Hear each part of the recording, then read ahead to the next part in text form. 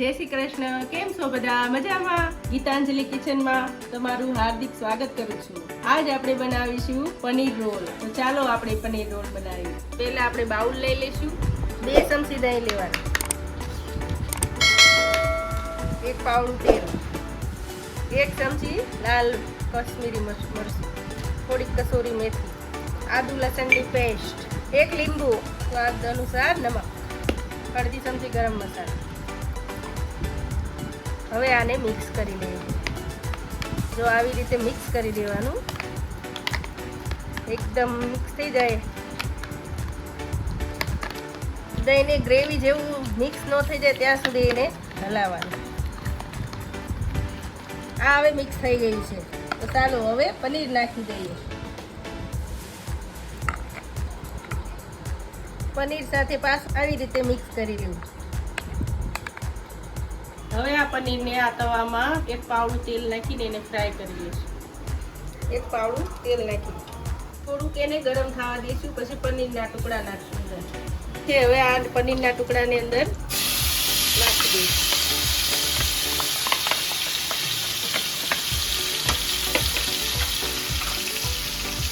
મસાલો અને પનીર મિક્સ ન થઈ જાય ત્યાં સુધી આપણે એને આવી રીતે હલાવશું. 6 મિનિટ સુધી આવી રીતે એને ચડવા દેવાનું. હવે આ પનીર મિક્સ થઈ ગયું છે. હવે આને કાઢી દઈએ. પનીર આપણું તૈયાર થઈ ગયું છે. હવે ચાલો આપણે લચ્છા પરાઠા બનાવવાનું ચાલુ કરી દઈએ. આવી રીતે ગોળ રોટલી જેમ વણી લેવાની. આપણે આ ઘઉંની રોટલીથી બનાવીએ છીએ, તો હું નડે નહીં, બધા એને ખાય. આવી રીતે વણી લેવાની. તેના પર ઘી લગાવી દઈશું. આવી રીતે ઘી લગાવી લેવાનું. આવી રીતે કટ મારવાનું.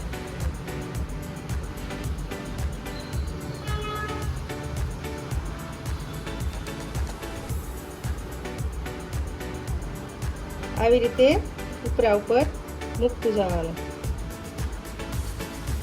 આવી રીતે ગોળ વાળી દેવાનું.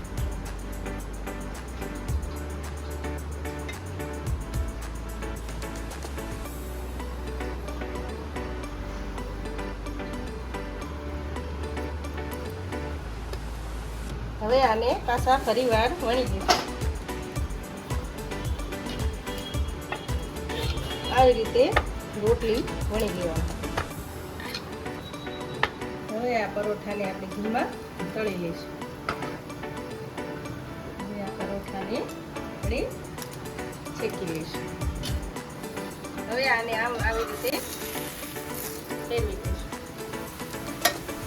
હવે આપણા લચ્છા પરાઠા તૈયાર થઈ ગયા છે. પરાઠો તૈયાર થઈ ગયો છે. હવે આપણે એને રેડ ચીલી સોસ પહેલા આપણે નાખશું. આવી રીતે આખાઈમાં હવે એની પર પનીરના ટુકડા નાખશું.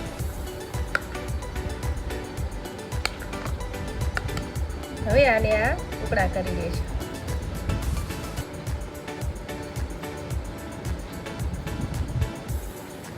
આની પર આમ આવી રીતે ટમેટા મૂકી દેવાના. પછી કાંદા પણ એની પર આવી રીતે મૂકી દેવાના. મરચી પણ થોડીક મૂકી દેવાની. મરીનો પાવડર પણ આવી રીતે નાખી દેવાનો. ટમેટો સોસ આની પર નાખી દેવાનો. માયોનીઝ નાખશું. આવી રીતે રોલ વાળી લેવાનો.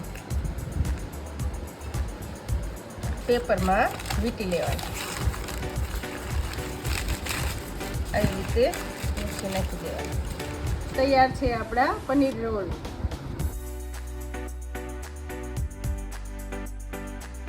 પનીર રોલ તૈયાર છે.